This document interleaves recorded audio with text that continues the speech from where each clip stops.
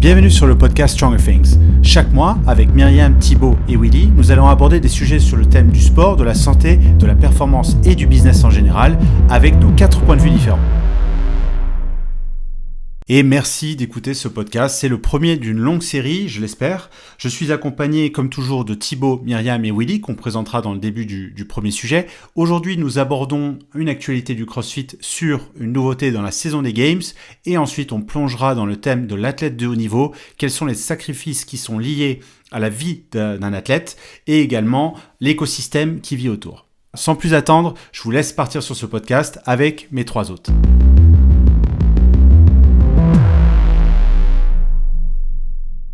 Bonjour à tous, on se retrouve pour ce premier podcast de Stronger Things. Oui, c'est une référence à Stranger Things, on le sait. Et avec moi, on a 3 hôtes de très haute qualité.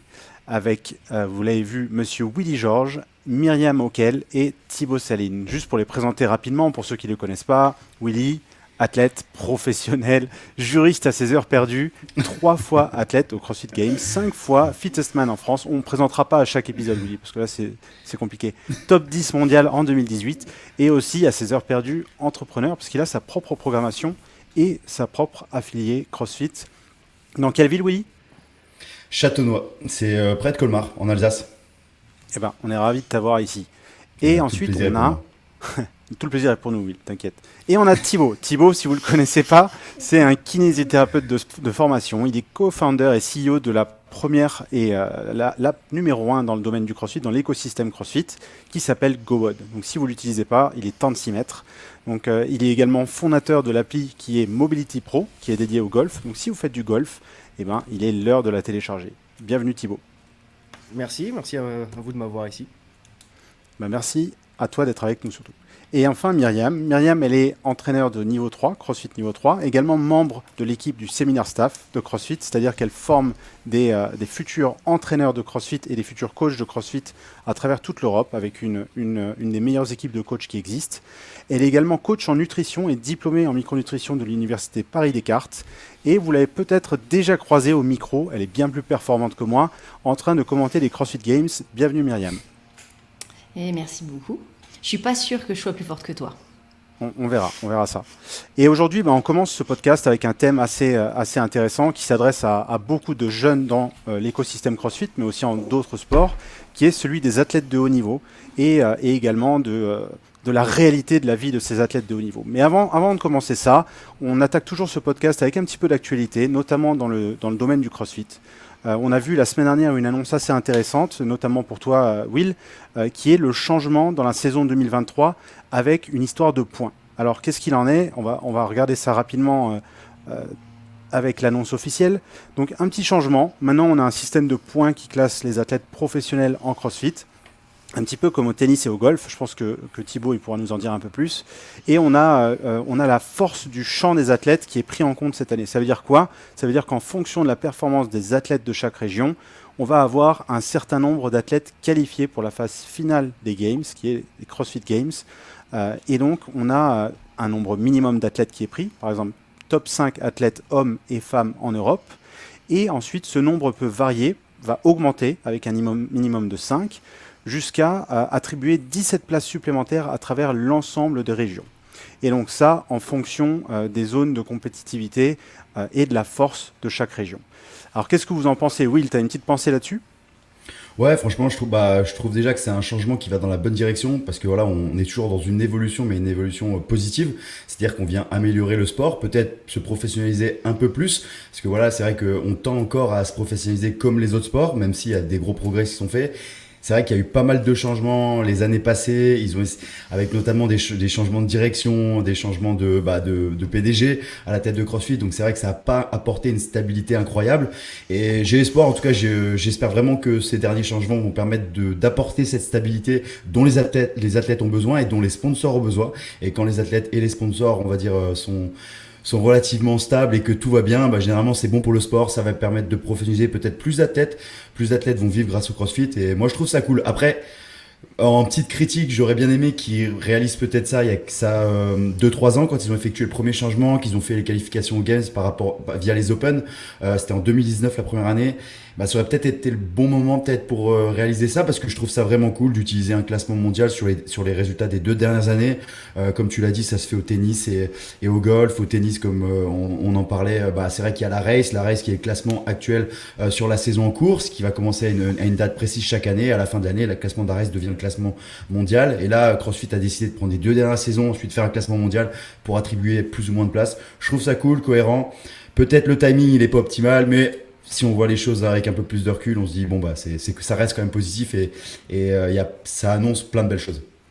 Ouais, t'as dit les 2 dernières saisons, donc du coup quoi, là c'est la saison 2023 qui commence, là on est le 15, d'ailleurs les inscriptions ouvrent dans 1 ou 2 jours je crois pour l'Open, donc ça veut dire que quoi, ils regardent 2022 et 2021, c'est ça que vous avez compris? Là, ils vont regarder à partir du classement après les quarts de finale de cette année et de la saison passée, si j'ai bien tout compris. Et pour être honnête, j'essaye vraiment de me focaliser depuis tous ces changements, on va dire, sur ce qu'on peut faire nous les athlètes, c'est-à-dire se préparer au mieux. Et après, si tu es préparé, quel que soit le système de qualification, tu seras qualifié dans tous les cas. Contrôle ce que tu peux contrôler, c'est ce que j'essaie de faire. Mais oui, en tout cas, c'est ce que j'ai compris, en prenant en compte après les quarts de finale et de la saison passée. Sur 2 saisons, en fait, cumulées. Cool. Et Thib, toi qui est, parce qu'ils ont évoqué 2, 3 choses que ce classement peut avoir comme effet en fait sur la saison, mais aussi en dehors, sur les athlètes au quotidien. Par exemple, en fonction des points, on peut organiser des événements parallèles, où on qualifie des athlètes sur le nombre de points qu'ils ont. Donc on peut faire un invitational basé sur le niveau des 2 dernières années, ça c'est super cool. Mais aussi pour les sponsors, soi-disant, ça amènerait une valeur ajoutée pour les sponsors pour pouvoir choisir les athlètes en fonction de leur niveau et pour pouvoir aider d'un point de vue un peu marketing, un peu plus sponsoring, quoi. Ouais, c'est exactement ça. C'est une super nouvelle sur ce plan-là, parce qu'aujourd'hui, on a le classement des Games qui fait foi et qui décide de ton classement mondial. Le seul truc, c'est qu'on sait que la saison est longue et que la moindre blessure qui arrive au milieu, que ce soit à l'Open, au quart, au demi, fait qu'on saute et qu'on ne fait pas les Games. Donc on sort complètement de ce classement. Alors que là, avec un classement mondial qui se base sur 2 ans, comme ce qui est fait dans le golf, ça va en fait permettre aux sponsors, mais aussi à l'athlète, de montrer qu'il est assez consistant et de rester dans ce classement, même s'il y a un pépin sur une blessure ou sur une compétition. Donc ça, c'est vraiment top parce que pour les sponsors, on va pouvoir enfin savoir qui est vraiment numéro 1 mondial. Donc ça risque de faire monter, bien évidemment, le prix des sponsoring pour cet athlète-là. Mais ça va aussi récompenser les athlètes qui ne sont pas dans le top 10 mondial, mais qui arrivent à être tout le temps constant au fil des années et qui restent dans ce top 20 ou dans ce top 25, top 30 mondial. Voilà. Et la deuxième chose, c'est qu'on va pouvoir suivre une progression aussi. Donc on va pouvoir voir si quelqu'un en 2020 a été 30e mondial, puis en 2021 il est passé 20e, puis 15e, 10e. Et on peut voir un peu sa naissance dans le monde du CrossFit et voir où est-ce qu'il peut arriver. Et je suis sûr que sur le long terme, on va pouvoir même décrire des courbes de progression et voir à quelle vitesse ils arrivent, à quel âge ils y arrivent. Alors ça, c'est hyper intéressant. Et la deuxième chose que ça va donner, c'est le fait qu'il y ait différentes compétitions qui donnent plus ou moins de points. Donc ça, c'est basé comme dans tous les sports, y compris au golf. Vous avez des tournois qui donnent énormément de points au classement mondial et d'autres qui en donnent beaucoup moins. Mais par contre, il y a certaines compétitions, même plus petites que les CrossFit Games, qui vont quand même donner des points. Et donc ça va donner de la visibilité et amener du monde en tant qu'athlète professionnel à aller à ces events, ce qui va donc faire monter l'event en lui-même et le sport en lui-même à l'endroit où il y a la compétition, mais également les sponsors qui sponsorisaient cette compétition. Il y aura sûrement plus de vues, plus de monde qui y viendra. Donc pour nous, en tant que sponsor, athlète et compétition, c'est vraiment hyper positif. Ouais, et pour rebondir un peu là-dessus, ayant organisé le French pendant les 10 dernières années, c'est vrai que c'est quelque chose dont on parlait. Je me rappelle encore en 2013 ou 2014 à l'INSEP avoir des débats avec des propriétaires d'affiliés sur ce système de points qui en parlaient déjà et on pensait que c'était trop tôt. Et pour en avoir déjà parlé avec les personnes qui s'occupent des Games, ils ont aussi évoqué ce système de points il y a plusieurs années, mais c'était également trop tôt. Là, on arrive à une période où on commence à avoir un marché qui est mature en termes d'athlètes, en termes de sponsoring, en termes de perspectives d'emploi et de professionnalisation, et c'est le bon moment pour mettre en place ce système de points. Et comme tu disais, je pense que ça donne une valeur à la performance parce que même performer à l'Open et se donner un maximum, ça va être l'objectif numéro 1 pour gagner des points tout de suite. Performer au quart, performer au demi, ça va motiver tout le monde pour essayer de se surpasser pour arriver aux Games. Mais surtout, c'est pas parce qu'on fait pas les Games qu'on n'est pas classé, comme tu dis. Et c'est comme au tennis, hein, Nadal il est blessé, il peut pas faire Roland Garros, mais c'est pas pour ça qu'il perd un maximum de points puisqu'il a joué d'autres tournois dans la saison qui font que son niveau reste soutenu et il reste à l'échelle mondiale en première place. Et j'avais une discussion avec Myriam ce matin qui disait un truc intéressant par rapport aux pays et aux régions. Tu veux nous partager ce point de vue?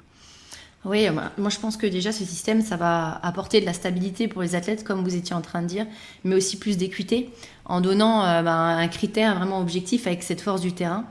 Et la force du terrain, elle est vraiment cool parce qu'on ne va pas se retrouver dans une situation comme il y a quelques années aux régionaux où, par exemple, on avait des régions qui étaient très fortes avec très peu de places qualificatives pour les Games, avec des performeurs qui étaient pas dans le top 3 ou 4 des qualifiés. Donc là, on va pouvoir ouvrir le champ des possibles et on revient dans un système beaucoup plus équitable.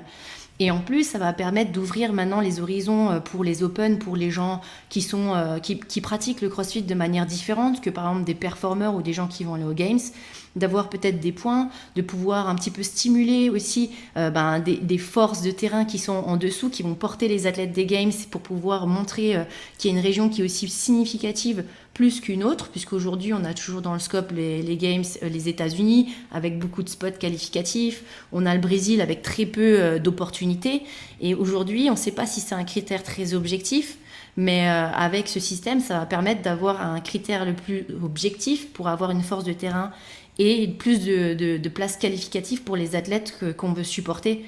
Donc en France, par exemple, nous, en termes de participation à l'Open, à voir en février comment est-ce qu'ils vont nous décrire le système. Mais ça serait intéressant de voir si même des athlètes comme vous, pas toi, oui, mais comme nous, on va pouvoir peut-être porter cette force de terrain, avoir des critères qui vont aussi nous stimuler dans les Open et peut-être ouvrir plus de spots pour des athlètes par la suite. Ouais, et c'est vrai que l'année dernière, on avait à peu près 20 000 personnes participant en France à l'Open, ce qui est un record. On n'en avait jamais eu autant. Et c'est en ligne avec le fait qu'on soit le deuxième marché mondial et qu'on ait 760 affiliés en France. Mais c'est vrai, est-ce que si ces 20 000 athlètes soumettent tous un score à l'Open, est-ce que ça rapporte plus de points à l'Europe? Et par conséquent, est-ce que ça donne plus de place aux Games? Après, ça va être intéressant de voir un peu les détails du calcul des points, quoi. Pour le moment, non. Pour le moment, Ouais, ce qui a été dit par CrossFit, c'est qu'ils vont baser les places aux demi-finales après les quarts de finale. Donc ils vont prendre les quarts de finale cette année, donc en 2023, ils vont faire une rétro sur 2 ans, établir un classement mondial, et en fonction du nombre de points que chacun a, donc le numéro 1 mondial, il va être dans une région, et ils vont déterminer le nombre de places par région. Et donc là, cette année, c'est comme ça que ça va fonctionner. Ils espèrent voir si ça va être une méthode qui fonctionne vraiment, c'est-à-dire qu'on j'aimerais bien voir leur méthode de calcul aussi. Je pense que c'est assez complexe. Mais pour le moment, et le problème majeur de l'année dernière était celui de l'Océanie chez les femmes, où on avait Tia-Claire Toomey, on avait Cara Webb, Ellie Turner et Jamie Simmons qui postulaient pour seulement 3 places, alors que les 4 auraient honnêtement, et tu me dis oui si je me trompe, mais auraient pu faire un top 15 mondial. Il y avait même Maddie Stewart, il y en a d'autres, il y a des vrai. très fortes. Et c'est vrai que la densité était un peu trop importante pour les places données, y compris chez les mecs d'ailleurs. Chez les mecs, c'était un peu le même problème, même si c'était pas autant poussé, je suis d'accord. Mais après, c'est toujours pareil, pour avoir mon aspect critique d'athlète professionnel, en tout cas, voilà, ça n'engage que moi. Je trouve ça génial qu'on ait une compétition où les athlètes pro participent dès le début avec des athlètes lambda, entre guillemets, comme ça peut être des personnes qui ne veulent pas concourir au CrossFit Games. Mais il faut quand même se poser la question du professionnalisme au niveau des judging des vidéos. Je pense qu'il y a quand même une grosse marge de progression là-dedans. Pour un sport qui se tend à être professionnel, je pense, peut-être qu'ils y ont déjà pensé, Juan, tu m'arrêtes si je me trompe, mais je pense qu'il y a des discussions qui doivent être en cours et je trouve ça, j'ai hâte de voir ça parce que c'est le seul point noir à mon avis, c'est au niveau de ces vidéos, et pour professionnaliser encore la chose et pour rendre encore plus cohérent ce classement, il faut vraiment améliorer ça parce qu'il y a encore trop de problèmes de triche, on va dire de zones d'ombre dans ces qualifications via des vidéos, et ça peut être amélioré, mais en tout cas c'est cool quand il y a de l'amélioration à avoir. Ouais, c'est un système. Vas-y, C'est pour ça qu'ils ont voulu donner plus de place, plus de points, aux compétitions qui vont être live comparées aux compétitions qui sont en ligne, pour éviter que une super performance qui peut être peut-être fausse te monte dans le classement mondial. C'est intéressant. Mais pour revenir à ce que tu disais, oui, le judging vidéo, c'est une problématique universelle dans toutes les personnes qui organisent des événements, que ça soit d'événements licenciés CrossFit ou d'événements de boxe ou de challenge, etc. Et honnêtement, pour l'instant, personne n'a trouvé une bonne solution. Est-ce que dans 5-10 ans, il y aura une intelligence artificielle qui permettra de juger des vidéos en ligne? On verra bien. Il y en a qui y travaillent, il y en a qui bossent dessus. Est-ce que c'est quelque chose de réalisable, de faisable? Peut-être, mais ça veut dire que ça va demander de la qualité vidéo, ça va demander des standards encore plus poussés de peut-être, mais peut-être positionnement. s'appuyer des sur choses les comme ça. affiliés, tu vois. C'est toi qui en avais parlé la dernière fois. Peut-être s'appuyer sur les affiliés, sur les head coachs, avoir une formation spécifique pour les head coachs qui puissent juger un athlète qui est en quart de finale, par exemple. Je sais pas, je dis, ça peut être tout et n'importe quoi, mais peut-être donner plus de poids aussi à des personnes qui veulent être des vrais juges, on va dire, entre guillemets, pour ces quarts de finale, plutôt que du système via des vidéos. Bon, après, c'est sûr qu'il y a aussi les défaillances humaines, bien évidemment, mais je pense pas qu'il y aura une solution optimale. Il y aura, on va dire, la solution la moins pire.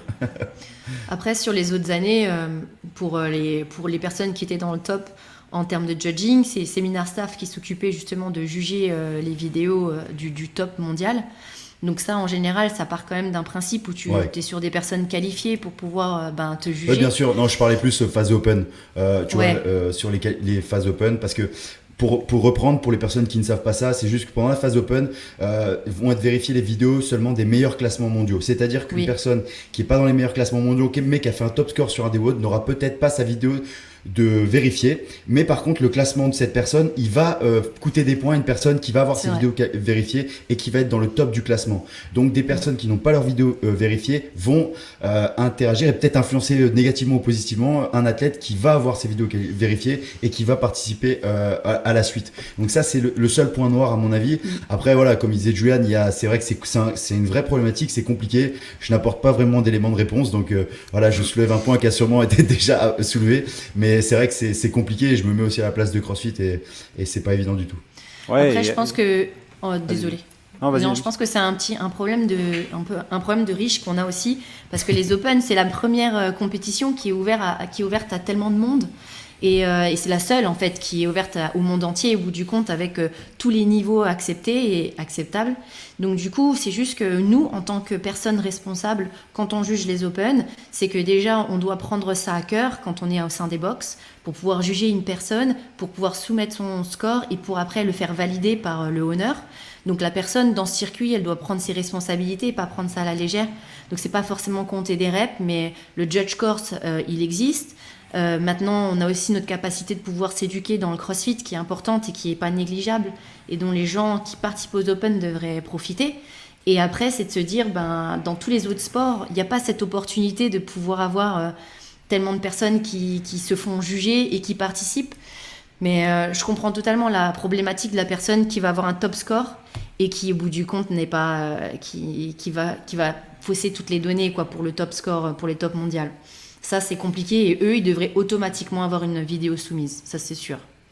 Et c'est un bon moyen de basculer sur la suite de notre thème parce que être athlète de haut niveau, et déjà dans la discipline du CrossFit, dans la méthodologie CrossFit, ça implique tout ce stress-là. Tu t'en parles, Willy, toi, avec cœur, mais en réalité, ouais, il y a un chien qui ronfle derrière, c'est Connor, ça.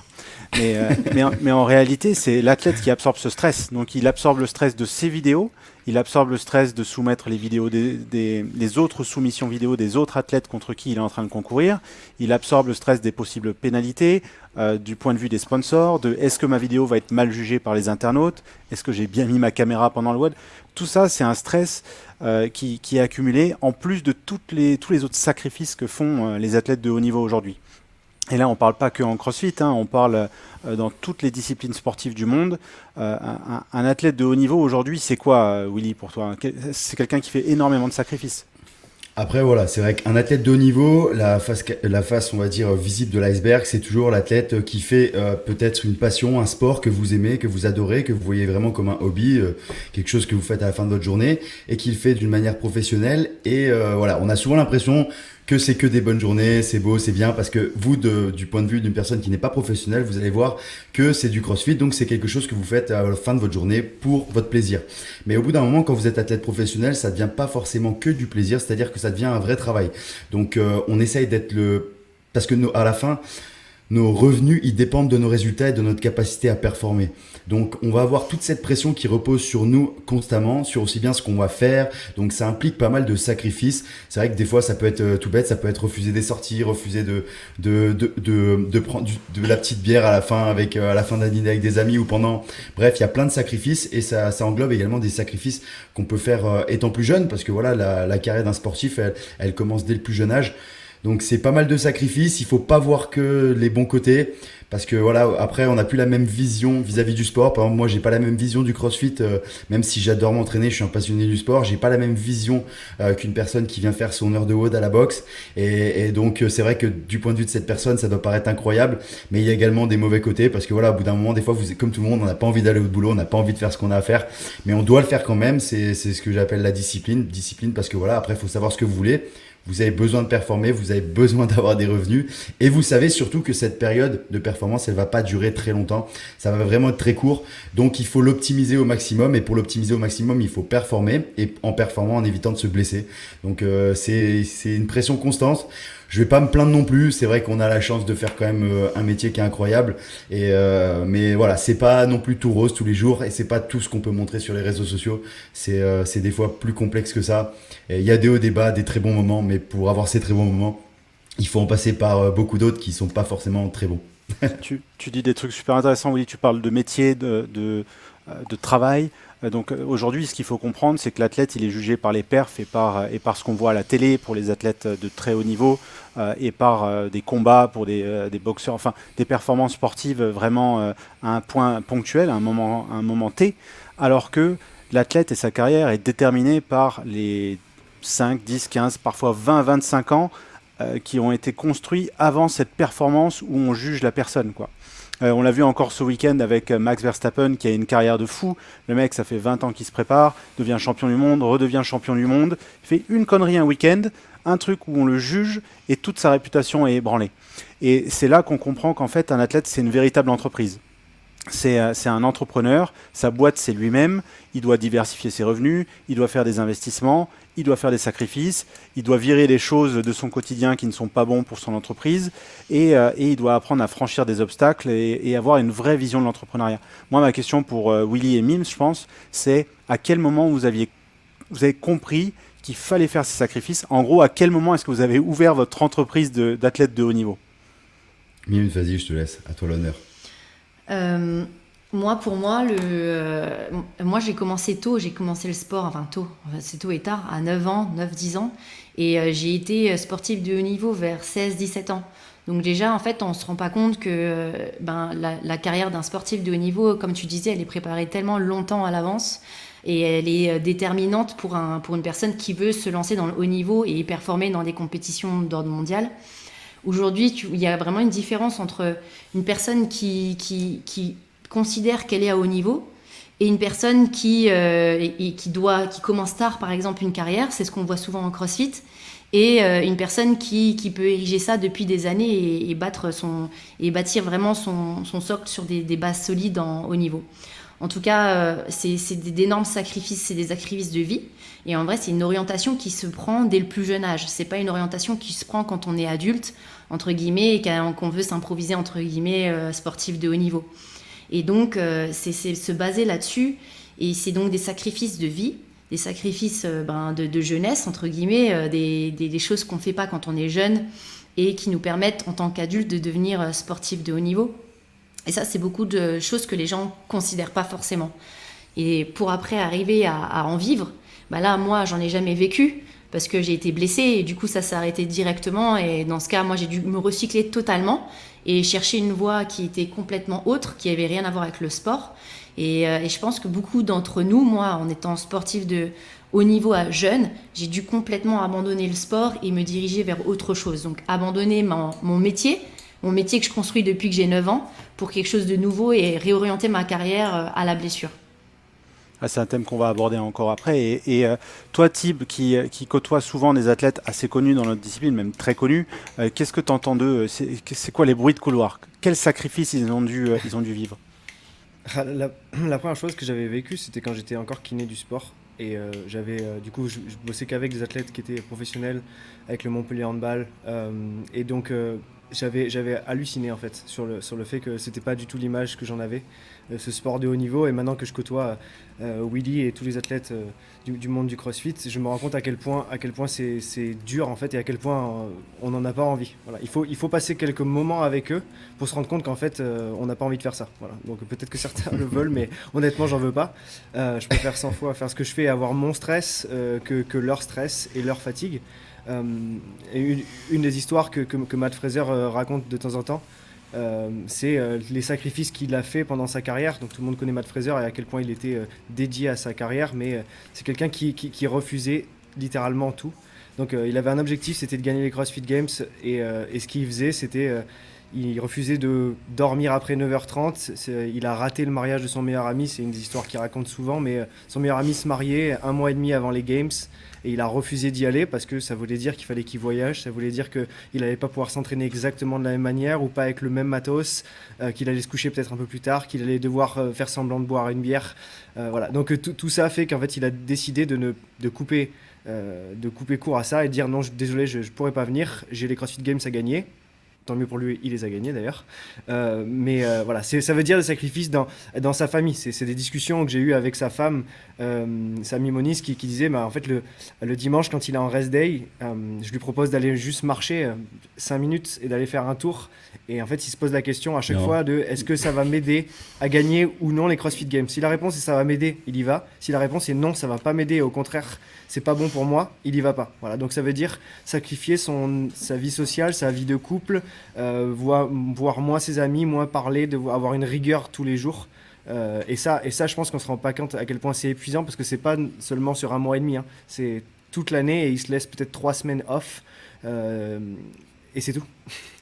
C'est exactement ça pour... Bon, vas-y, Julian. Non, vas-y, j'allais exactement dire ça en fait. J'allais rebondir sur cette fameuse pression des proches et des partenaires, des sponsors. Pour te citer toi en exemple, oui, ça fait 3 week-ends que tu voyages et que forcément ton entraînement il est perturbé. Alors forcément, les sponsors qui te permettent de faire ça, tu réponds à leurs obligations avec plaisir et c'est normal. Mais forcément, il y a aussi des conséquences sur ton hygiène de vie et la manière de t'entraîner. Comment toi tu vis ça et qu'est-ce que tu recommandes aux futurs athlètes? Tout d'abord, pour rebondir sur ce que disait Thibaut, c'est pour ça que j'avais pris la parole. C'est simplement pour dire qu'il faut que les gens comprennent que athlète professionnel, en fait, tu peux être professionnel dans ton attitude, dans ton entraînement, etc. Mais ça ne fera pas de toi un athlète professionnel. Ça te fera de toi un athlète professionnel à partir du moment où tu as pris cette attitude, cette discipline, mais que tu as également les résultats qui te permettent de vivre de ce que tu fais. Donc, c'est-à-dire que moi, j'en vois plein des athlètes qui sont très, très professionnels, mais ils ne sont pas professionnels. Donc c'est ça qui est très dur aussi à comprendre, et c'est que vous pouvez mettre dans la balance tout un tas de sacrifices, plein de choses, faire tous les sacrifices du monde. Si à la fin il n'y a pas la performance, vous n'allez pas être récompensé comme il se doit. Et c'est ça qui est dur à comprendre, c'est qu'il faut faire ces sacrifices avec aucune certitude que ça va payer. Mais il faut les faire comme si vous êtes persuadé que ça paiera. Et c'est ça qui détermine aussi tout athlète de haut niveau. Et c'est dur à comprendre de l'extérieur, ou peut-être des fois les gens s'imaginent le comprendre trop facilement, mais c'est un peu plus complexe que ça. Et pour dire ce que tu disais, oui, c'est vrai que ça fait déjà, c'est une certaine pression des sponsors. Alors c'est pas une pression dans le sens où vous l'entendez, où les sponsors ils vont nous mettre la pression pour à chaque fois performer, même si on a envie de bien faire pour les sponsors, on a envie de performer. Moi je l'ai vécu quand je me suis blessé. Voilà, il y a certains sponsors. Pas du tout GoWood, et j'ai eu la chance d'avoir très peu de sponsors qui m'ont abandonné, mais il y a des sponsors, ils te disent oui c'est pas grave, mais tu sens quand même qu'ils comptent plus sur toi et que tu ne fais plus partie des athlètes performants, des athlètes qu'ils ont envie de mettre en avant, et tu sens que voilà, la renégociation des contrats elle va être compliquée. Donc il y a cette pression qui plane au-dessus de nous constamment en te disant ok, il faut que tu sois performant, il faut que tu aies des sponsors, et surtout il faut répondre à ces demandes, parce que dans tes contrats avec les sponsoring, tu as également c'est un contrat, tu dois donner, tu reçois, et ça doit être d'égal à égal. C'est-à-dire que les deux parties s'en sortent grandis. Et oui, tu as des espèces d'obligations, des événements. Tu dois y aller. Tu dois également, pas seulement être présent. Tu dois y participer, et tu dois surtout être content. En tout cas, moi, je suis toujours content parce que c'est une chance d'y être. Mais c'est vrai que des fois, c'est épuisant. À la longue, on peut pas s'entraîner comme on veut. On peut pas faire ce qu'on veut. On voyage. On est fatigué. Là, je suis un peu éclaté, mais ça se voit pas sur le podcast. Du coup, je suis assez content. Mais ouais, un peu quand même. Hein. On perd des points. Ouais, on perd des points de vie. Et ce qui est vraiment stressant, en tout cas moi, ce qui me stresse toujours, c'est de pas exécuter le plan que j'ai prévu de l'entraînement comme je l'avais prévu. Donc on va faire un peu de l'entraînement scotch, c'est-à-dire qu'on vient scotcher un peu tout ce qu'on peut faire au moment où on peut le faire. Et ça me stresse parce que voilà, j'aime bien respecter un plan, faire ce que j'avais prévu, le faire bien si possible, et que des fois c'est compliqué, c'est même impossible quand on voyage avec les sponsors. Donc des fois il faut aussi savoir déconnecter, se dire ok, là c'est ma période où je réponds aux demandes des sponsors, c'est où je fais ce que j'ai à faire, et ensuite c'est la période où il faut que je sois performant, où les sponsors me laissent tranquille parce qu'ils ont tout intérêt à ce que je sois performant. Donc après, c'est de l'échange. Il y a des sponsors très cool qui le comprennent et qui sont là pour l'athlète parce qu'ils savent que l'athlète donne et reçoit et que c'est d'un commun accord. Mais il y en a d'autres, c'est un peu plus compliqué. Et ça, je pense que Thibaut, il pourra également y rebondir avec ça parce qu'il aura l'autre point de vue, c'est-à-dire le point de vue du sponsor en lui-même. Même si pour la petite anecdote, GoWOD, ils font partie quand même des sponsors les plus cool et les plus compréhensifs avec les athlètes. Et c'est pas que moi qui le dis, c'est quasiment tous les athlètes. C'est gentil, merci. T'as mon rib, c'est bon. Je sais, on verra pour la renégo, Willy. Non, le but premier du sponsor, c'est de soutenir les athlètes. Donc ça paraît très simple là-dessus, mais sous-entendu, il faut considérer qu'on travaille avec des athlètes. Donc la première chose, quand on organise des events, et donc ça, il y a uniquement les bons élèves dans le milieu qui le font, c'est-à-dire de prévoir un itinéraire pour les athlètes, pour leur faciliter la vie, pour qu'ils puissent s'entraîner et prendre l'avion, pour que quand ils arrivent, ils aient accès à des salles pendant des créneaux définis. Voilà, donc en effet, ils vont peut-être pas pouvoir s'entraîner comme prévu, c'est-à-dire faire une session, 2 heures de pause, une autre session, 2 heures de pause. Il va peut-être falloir qu'ils groupent un petit peu tout.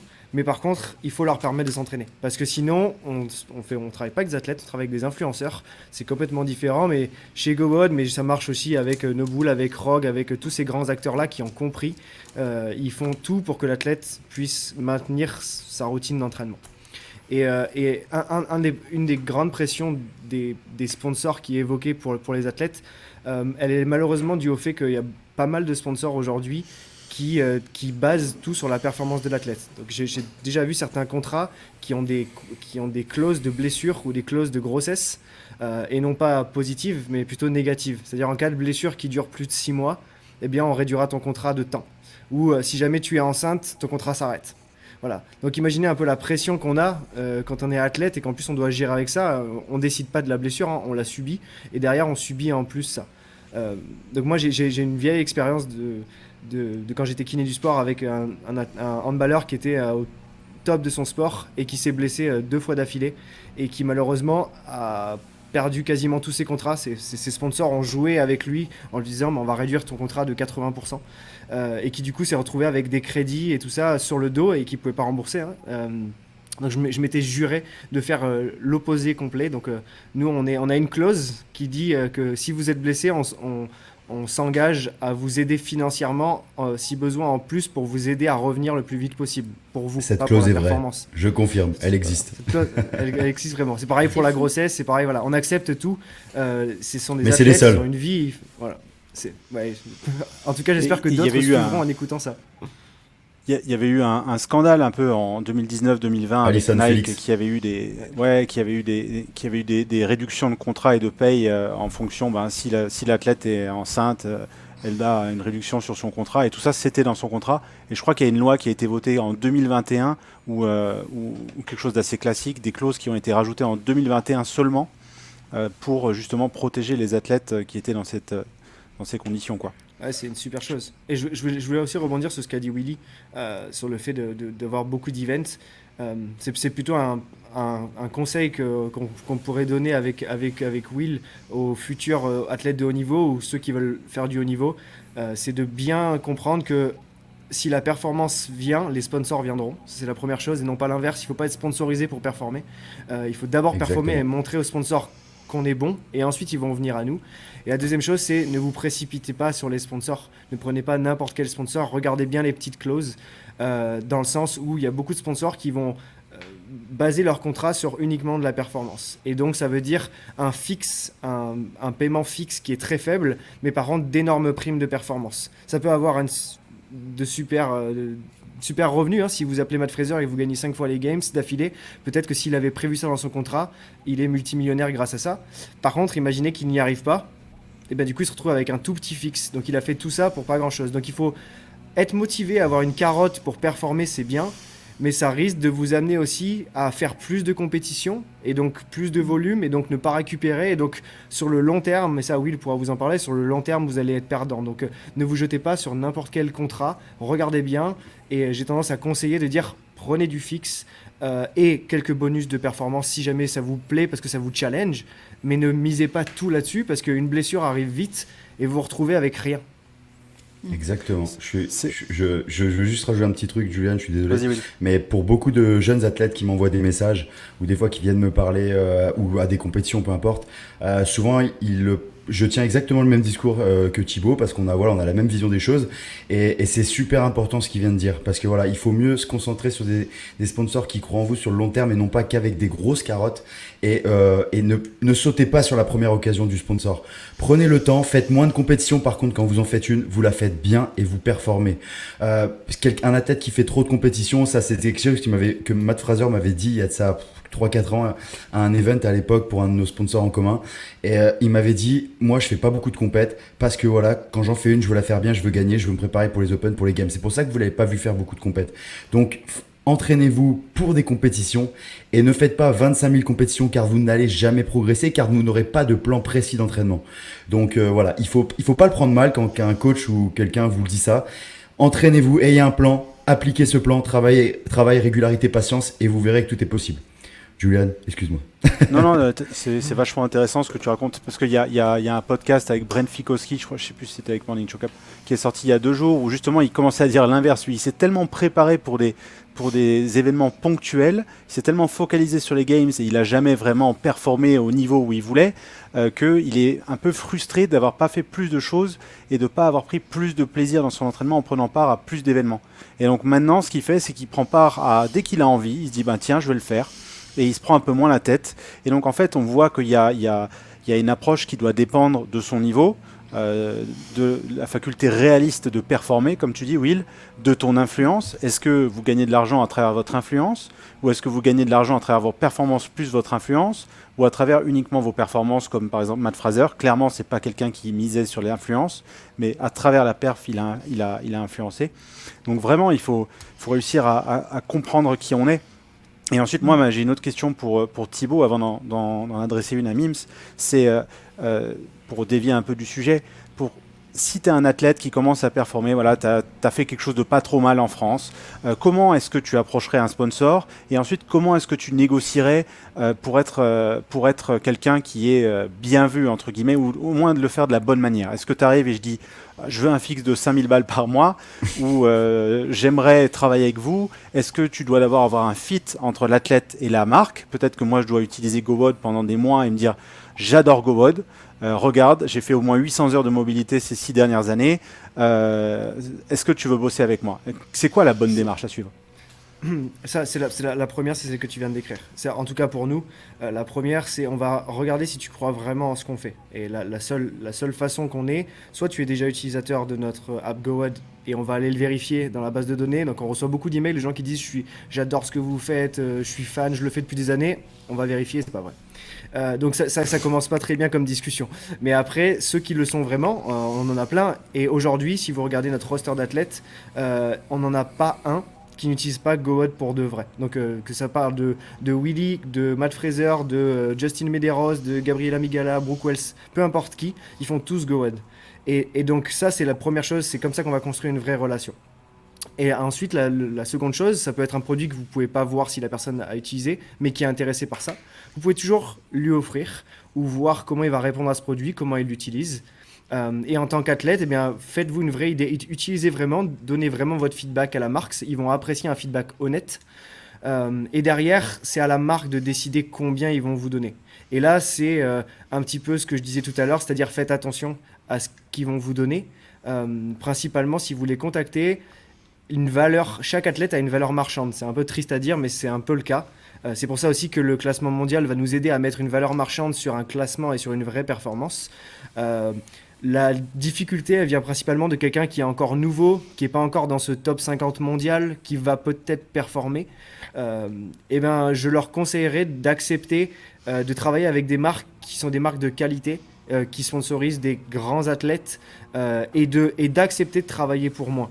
Je vais prendre cet exemple, mais Justin Medeiros, quand il a accepté de travailler avec nous, il a accepté de travailler avec nous, mais il travaille aussi avec une marque de protéines aux États-Unis, il travaille avec d'autres. Il a reçu des offres de concurrents, à nous tous, bien plus supérieures à ça. Par contre, son agent, qui est quelqu'un qu'on connaît très bien, qui travaille déjà avec nous et la marque de protéines, a dit « c'est pas un bon fit pour toi, cela oui ». Tu vas bien t'entendre avec eux, tu vas pouvoir créer une vraie relation et surtout, je connais ces marques-là, eux, ils veulent te garder jusqu'à la fin de ta carrière. C'est-à-dire que tu signes un contrat aujourd'hui peut-être moins élevé, par contre, tu vas rester avec eux pendant 15 ans et ton contrat il va évoluer pendant 15 ans en fonction de ta performance. Donc tu devrais rester avec eux. Ouais. Et je voulais juste Vas-y, ajouter un Vince, petit excuse-moi. truc. Et en fait, c'est intéressant ce que vous étiez en train de dire, parce que du coup, j'écoutais depuis tout à l'heure. Et c'est qu'il y a une différence dans les... En fait, en tant que sponsor et l'athlète, en vrai, on a une relation donnant-donnant dans les deux côtés, où l'athlète doit supporter la marque et la marque supporte l'athlète. Et à un moment donné, quand on a un déséquilibre de cette balance, en fait, on devient plus un athlète, on devient peut-être un influenceur. Et pareil, en fait, la marque, de son côté, est-ce qu'elle choisit un athlète et donc elle respecte son parcours sportif dans l'année, ou est-ce qu'elle veut choisir un influenceur? Et dans ce cas-là, elle va lui faire beaucoup de compètes, elle va lui faire beaucoup d'events, elle va le solliciter beaucoup, elle va lui demander beaucoup de pubs, elle va lui demander plein de choses dans ce style, qui va lui prendre du temps dans ses journées, qui font qu'au bout du compte, ça va le détourner de son chemin sportif. Et en vrai, c'est de trouver ce bon équilibre entre une marque qui est respectueuse de l'athlète, qui veut supporter l'athlète dans sa progression, et un athlète qui respecte la marque, qui croit en la marque pour pouvoir en parler de manière même inconsciente et de pouvoir vraiment incarner l'ADN de cette marque, quoi. Je trouve que c'est intéressant. C'est exactement ce que je voulais dire, Mims, donc c'est parfait. Ah, c'est exactement désolée. le conseil que je voulais. Non, c'est bien, c'est super que tu l'aies dit. Franchement, je trouve ça top. Si vous êtes un jeune athlète, plus ou moins jeune, eh ben faites ce qu'elle a dit exactement. Et confiance sur la marque, faut que vous ayez des sponsors dans lesquels vous croyez vraiment, parce que sinon ça va être compliqué de partager de manière sincère. Vous n'êtes pas un influenceur, vous êtes un athlète qui doit avoir des sponsors dans lesquels vous croyez, et vous allez utiliser ce qu'ils proposent, et vous allez communiquer de manière sincère avec vos abonnés, vos followers, votre audience. Du coup, vous allez être gagnant, le sponsor va être gagnant et tout le monde va être heureux. Et encore une fois, ce que Thibaut il disait, voilà, fiez-vous à la réputation des marques, parce que voilà, il y a beaucoup de marques maintenant, il y en a qui sont plus ou moins respectueuses de l'athlète, donc elles vont vous monter monts et merveilles, et ensuite après par derrière ça va pas vraiment être de la qualité professionnelle. Donc faut faire attention à ça, et surtout quand c'est vrai qu'on est souvent attiré, parce que quand une marque vient nous donner des sous, on a souvent tendance à se dire je vais y aller, mais il faut faire attention à ça, et fiez-vous à la réputation des sponsors, c'est aussi important. Et après, cette réputation elle se crée avec les années. Ouais, t'as 1000 fois raison, Willy. Et la dernière chose que je voulais rajouter, parce que je voulais revenir sur ta question, Juliane, c'est comment on approche un sponsor. Une des clés aussi, c'est attention à la valeur marchande que vous pensez valoir. Parce que vous pouvez être très fort en négociation et réussir à convaincre le sponsor de vous donner ce montant-là. Par contre, il va falloir assumer aussi derrière ça. Il faut se rappeler que tous les sponsors sont des entreprises, et qu'une entreprise, elle a un but lucratif à la fin. Et donc, elle veut avoir un retour sur investissement. Avec chacun des athlètes, avec chacun de ces investissements qu'elle fait dans d'autres domaines, les athlètes en font partie. Donc, je dis n'importe quoi, mais si vous demandez 3 fois la somme que vous valez, vous allez du coup générer en général pour la marque un tiers de ce qu'ils vous donnent. Et à la fin de l'année, ils vont vite faire le calcul. Et ils vont dire, écoute, on te paye 3 fois trop. Donc en fait, je suis désolé, mais soit tu acceptes de diminuer de 3 fois, mais ça va pas spécialement plaire à l'athlète, soit on arrête là. Et donc il faut aussi ne pas se survendre, il vaut mieux accepter et faire monter et montrer qu'en fait on vaut plus que ça. Et il y a plein de métriques maintenant, on peut mettre des liens avec des trackings, on peut savoir combien on a généré pour cette marque-là. Donc essayez de réfléchir aussi de cette façon. Et ouais, et c'est vachement bien ce que tu dis, Tip. Mais pour revenir à ce qu'on disait avant, l'athlète, c'est une entreprise, c'est un entrepreneur avec sa propre boîte qui est Willy, c'est Willy Georges, et c'est devenu une boîte par lui-même. Mais en fait, vous êtes aussi en compétition avec d'autres athlètes. Donc, on a une espèce de client qui est le sponsor, qui en fait est un peu le client de sa propre marque. Et en fait, ce client, comme avec n'importe quel service entre Netflix et Prime Video, il peut dire, tiens, moi je pense qu'avec Prime Video, je vais avoir un meilleur service et ça me coûte un peu moins cher. Et le sponsor, c'est la même chose. Il se dit, tiens, en France, ou n'importe quel pays, aux États-Unis, Matt Fraser, il coûte très cher, il rapporte de moins en moins, alors que pour le même prix, je peux avoir 2 nouveaux athlètes qui, eux, ont des nouvelles cibles et des nouvelles audiences qui sont vachement intéressantes. Et c'est là qu'on se rend compte qu'en fait, la carrière d'athlète, elle est quand même super courte, et qu'il faut être smart. Il faut avoir un minimum d'intelligence. Et si on n'a pas l'intelligence soi-même, il faut savoir s'entourer. Quand je dis l'intelligence, c'est la capacité de réfléchir dans des sujets clés soi-même. Il faut savoir s'entourer d'une équipe qui est polyvalente et qui est solide. Ça, on n'en a pas parlé. Mais comme avec une entreprise qui a des employés, l'athlète doit avoir des gens autour de lui qui sont des piliers pour le lever vers le succès à travers plusieurs années, des carrières dans la carrière, quoi, si on veut. Et donc l'athlète, il doit gérer ces gens-là, il doit gérer ses finances, il doit savoir diversifier ses revenus pour limiter les risques, pas seulement dépendre des revenus de performance, puisqu'on n'est pas obligé de performer tout le temps, mais aujourd'hui, les athlètes sont devenus des influenceurs malgré eux, mais à travers ce malgré eux, il y a une opportunité. Quand on est un influenceur, on a une portée et on peut influencer les gens et on peut monétiser cette influence et créer des business parallèles. Et aujourd'hui, c'est nécessaire pour un athlète d'avoir le salaire de base, le sponsoring, des participations à des shows, des événements, des émissions télévisées, n'importe quoi, où il se fait payer, de proposer des nouveaux produits, d'écrire des livres. On prend l'exemple de Tom Brady, que tout le monde connaît. Bien sûr, c'est forcément l'un des athlètes les plus connus. Mais en 2017, le gars a écrit un bouquin et il a fait plus de 20 millions de dollars en 3 ans avec. Donc, c'est nécessaire pour ces athlètes-là de s'entourer de personnes clés. Un, avoir un agent qui les conseille ou plusieurs personnes qui les conseillent au quotidien. Et deux, un conseiller financier, que ça soit dans la famille ou une personne proche qui a de l'expérience là-dedans, je pense. Et je ne sais pas si Willy, tu veux élaborer là-dessus, mais bon, depuis tout à l'heure, on parle de sportifs de très haut niveau, mais après, on regardera un peu les salaires moyens par sport et il y a des choses assez choquantes. Comment toi, tu as pensé à ça, Willy? Je sais que tu penses beaucoup à diversifier tes revenus et tes activités. Bah en fait, c'est exactement ce que tu viens de dire. Donc, c'est simplement ça. Après, ça dépend aussi beaucoup de l'éducation. J'ai vraiment été chanceux d'avoir une maman qui est dans ce monde un peu des affaires et tout, etc. Et qui m'a, dès mon plus jeune âge, toujours inculqué cette valeur qu'on doit avoir plusieurs cordes à son arc et qu'il faut, comme tu l'as dit, diversifier ses sources de revenus. Et quand on a des sources de revenus, eh ben les faire faire des petits, comme elle dirait, en les plaçant intelligemment dans différentes choses. Donc voilà, c'est très important. Une carrière de haut niveau, c'est court. Vous allez pas gagner beaucoup, surtout au CrossFit. On vient pas gagner des sommes folles. Alors oui, c'est vrai qu'on est peut-être à meilleure enseigne que d'autres sports, mais on est à moins bonne enseigne que d'autres. Bon, bref, c'est pas le sujet. Mais il faut être intelligent et bien s'entourer. Ne pas avoir peur d'admettre que vous n'avez pas la compétence pour quelque chose et de vous entourer des personnes qui ont cette compétence, qui vont vous apporter cette plus-value et vous conseiller. Et ne pas également donner sa confiance peut-être à des personnes trop rapidement.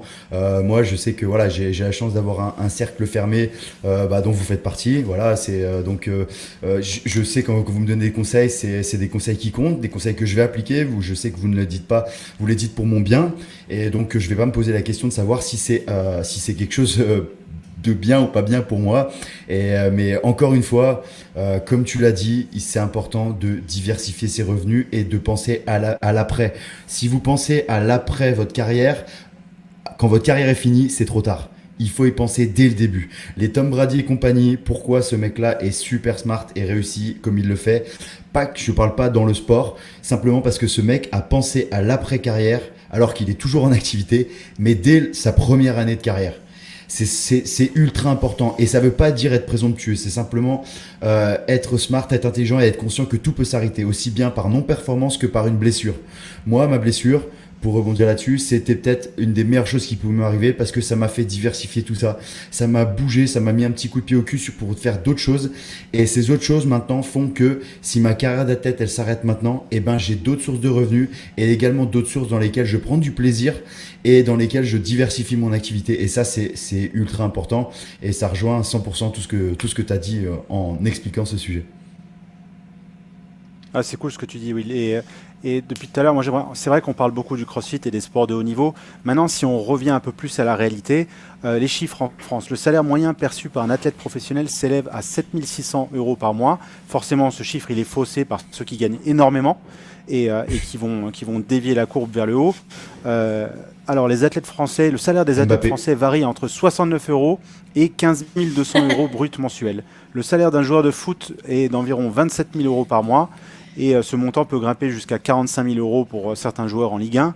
Un joueur de basket gagne 10 000 € par mois, un rugbyman de haut niveau 14 500, un handballeur émerge pour les meilleurs à 6 700 €.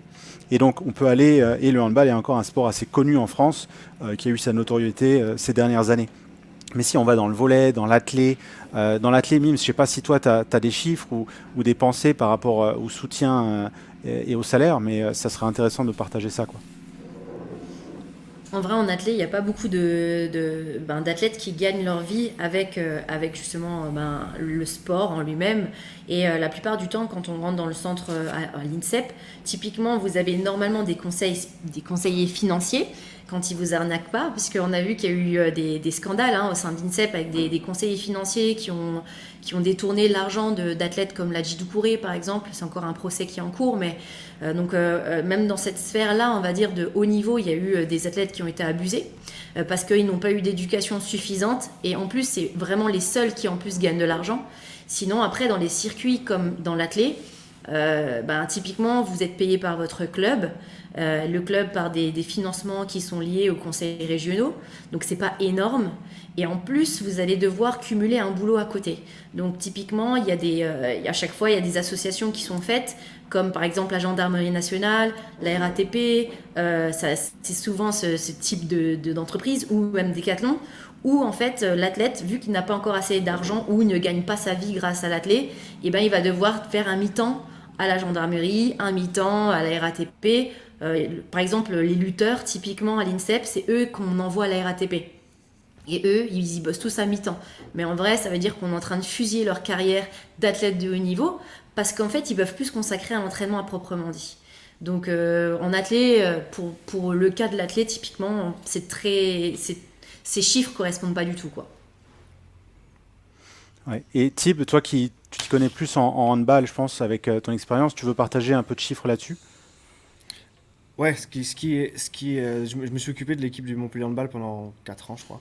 Ce qui m'avait choqué à l'époque, c'était de comprendre que une banque, quand vous faites votre crédit pour aller acheter un appart ou acheter une maison, en fait, la banque, elle se base sur le fait que vous ayez un CDI ou un CDD. Et ben pour un sportif, c'est la même chose. C'est-à-dire que si vous arrivez avec un contrat, en général, les contrats au handball, c'est entre 1 et 4 ans maximum. Et bien si vous avez un contrat de 4 ans, déjà, vous avez de la chance. Vous arrivez avec votre contrat de 4 ans, ça veut dire que vous êtes assuré de gagner ce montant-là pendant 4 ans. Et bien la banque, elle voit ça comme, ok, donc en fait, après 4 ans, si jamais tu es blessé, tu n'as plus de rentrée d'argent. Donc si tu vas faire un crédit, on te prête de l'argent sur 4 ans.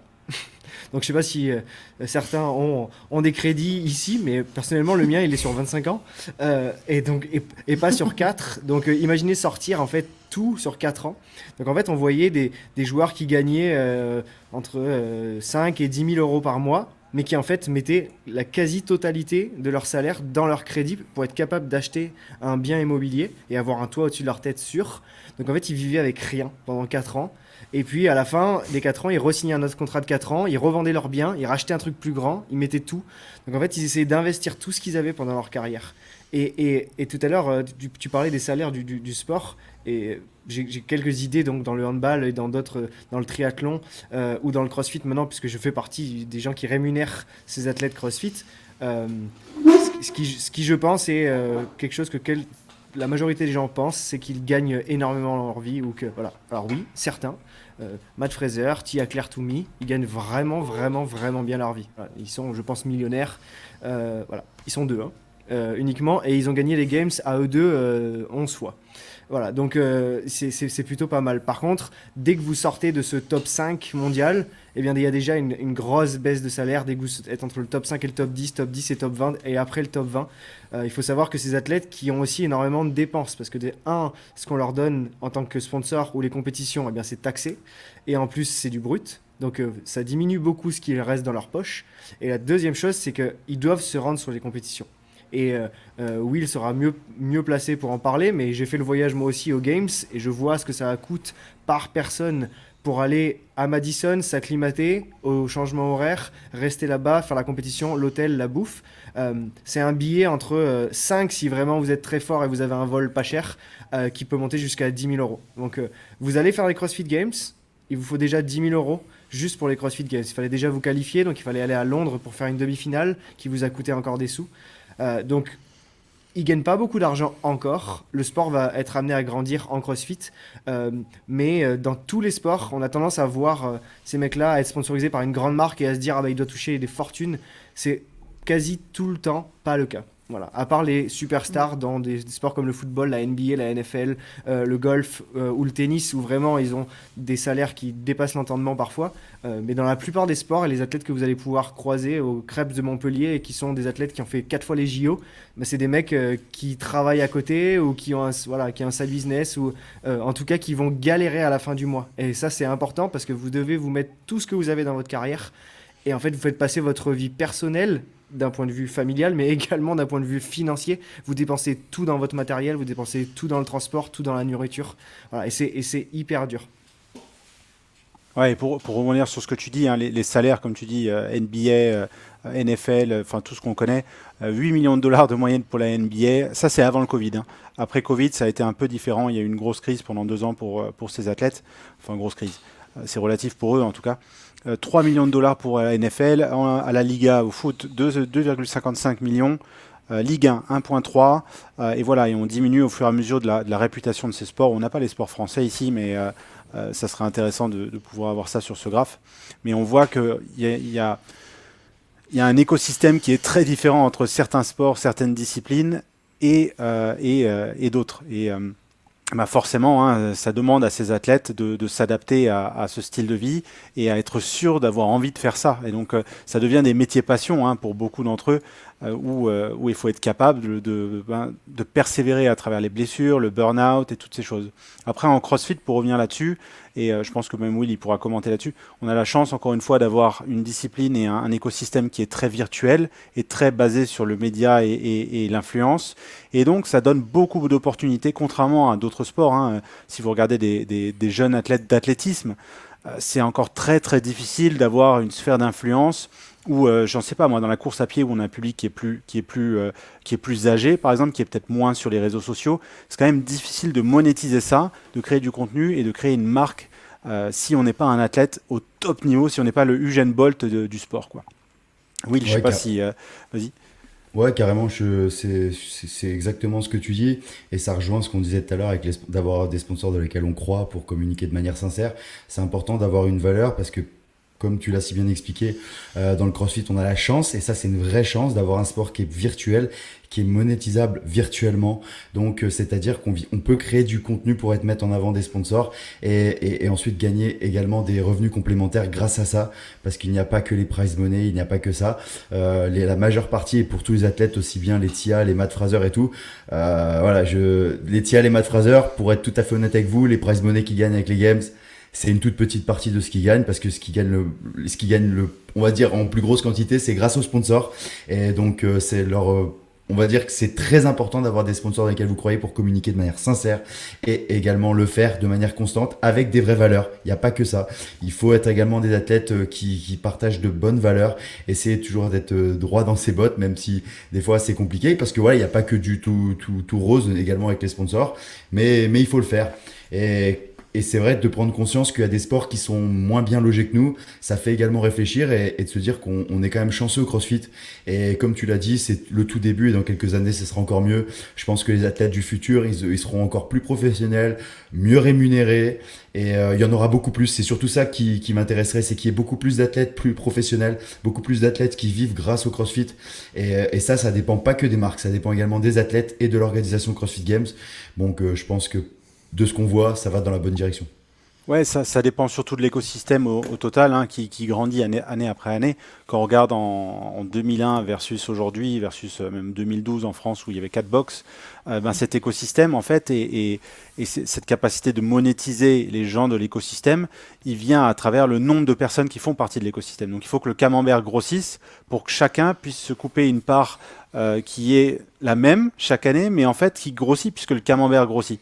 Et ça, c'est une référence à Greg Glassman qui en a parlé dans une lecture sur la poursuite de l'excellence, qui je la recommande, elle est sur YouTube, c'est une vidéo extraordinaire, et où vraiment l'écosystème CrossFit, il grossit et il donne de plus en plus de morceaux de camembert à de plus en plus de gens dans la communauté.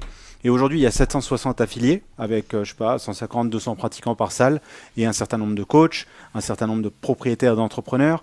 Et peut-être que dans 2 ans, 3 ans, on aura 1000, 1100, 1200 salles avec 300 personnes par affilié et un écosystème qui grandira en Europe, en Asie, etc. Et en fait, l'écosystème, il grandit à travers là. En Et, 2019, quand Greg Glassman a justement détruit un peu le système sportif, des participations pour les games, ces circuits qualificatifs, en vrai, sa volonté première, c'était de créer justement un écosystème qui était beaucoup plus partagé, puisque avant ça, en fait, c'était très mené par CrossFit, ses médias, son entreprise, ses propres distributeurs. Et après ça, en fait, il a amené les pays à avoir des organisations qui sont plus individuelles, à s'immiscer dans l'écosystème. Donc ça a été un mal pour un bien, je pense, aussi. ouais, Il a complètement. détruit pour mieux construire, peut-être. Mais c'est aussi la beauté d'un jeune sport, puisque les premiers games, c'était il y a à peine 10 ans et quelques. Quand vous regardez le tennis qui a plus de 100 ans et ces disciplines qui se sont restructurées et renouvelées année après année, on voit que, comme tu disais Willy, on est un sport qui est super jeune. Et je pense que pour conclure ce podcast, et ça serait cool Willy si tu pouvais donner, et toi aussi Tib, si vous pouviez donner des conseils à un jeune athlète qui arrive en CrossFit, je sais pas, un teens qui vient de commencer, qui performe plutôt pas mal, parce que la plupart des teens performent bien, puisqu'ils commencent jeunes, et donc ils sont largement meilleurs que nous, de comment on doit maîtriser ses ambitions, comment on doit s'adresser à ses parents, et si des parents nous regardent qui ont des enfants qui commencent à performer, comment est-ce que eux doivent s'adresser à leurs enfants pour les guider au mieux? Vas-y, Tip, je te laisse à toi l'honneur. Avec ta vision de sponsor. Je vais avoir la vision du sponsor et la vision de kiné quand j'étais au hand ou même de sportif quand j'étais plus jeune. Une des choses pour répondre aux parents, pour les parents, c'est éviter de mettre trop de pression à leurs enfants. C'est la première chose. Si les enfants veulent faire du sport de haut niveau, il faut les amener et leur mettre tous les moyens possibles pour qu'ils y arrivent. Ça, c'est génial d'être soutenu par ses parents. Par contre, mettre une pression en voulant qu'ils soient athlètes de haut niveau, alors que c'est peut-être pas la volonté de l'enfant, ça par contre c'est la mauvaise chose. Ça peut marcher au début, mais ça va cramer quelque part. Et après, pour quelqu'un qui est en teen et qui aimerait arriver à ce niveau-là, eh ben, c'est s'inspirer de ce que les grands font. Donc prendre des conseils chez ceux qui ont fait des erreurs et ceux qui ont réussi. Et donc, par exemple, un Français qui viendrait parler à Willy Georges, c'est quelque chose qui va lui être hyper bénéfique. Voilà. Donc parler à quelqu'un qui a déjà fait ça et qui est passé par le même parcours que vous, parce que ça va vous permettre d'apprendre de ces erreurs que lui a faites et pour éviter de les faire vous. Et puis il y a une chose, c'est que il n'y a pas tout le monde qui arrive à être sportif de niveau. Donc prenez aussi du temps. Je crois que un des buts du podcast, c'était de parler de ça, c'était de diversifier. Je crois que c'est aussi le cas quand vous êtes jeune. Ne pensez pas que à ça. Essayez de faire tout ce que vous pouvez pour être sportif de haut niveau, c'est une super chose.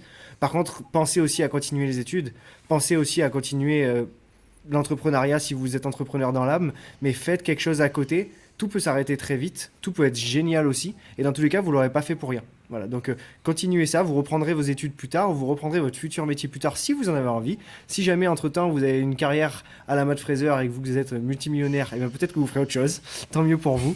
Mais pensez qu'il n'y a pas que ça dans la vie, que c'est un super sport, enfin c'est un super métier d'être athlète de niveau, mais que c'est aussi quelque chose qui est très énergivore, chronophage et qui peut aussi vous bouffer votre santé. Donc pensez à tout ça. Pour rebondir là-dessus, c'est marrant parce que par rapport à mon expérience, moi, en étant jeune, et par rapport à une personne jeune qui se lance dans une carrière sportive, même sans vraiment le savoir, moi, par exemple, mon conseil, ce serait de se donner à fond sur cet objectif, sans perdre de vue que il faut continuer à s'éduquer, etc. Et le système, par la suite, nous permettrait de reprendre aussi nos études ou pourrait nous permettre de pouvoir nous accompagner là-dedans, même si c'est un temps plus long. Souvent, en fait, on se dit pourquoi j'ai passé mon bac en 2 ans quand c'était mon année de terminale, j'aimerais l'avoir tout de suite. Je pense qu'il ne faut pas être pressé si on a un vrai talent et qu'on a envie de s'investir dans une carrière de sportif de haut niveau. En vrai, il faut y croire.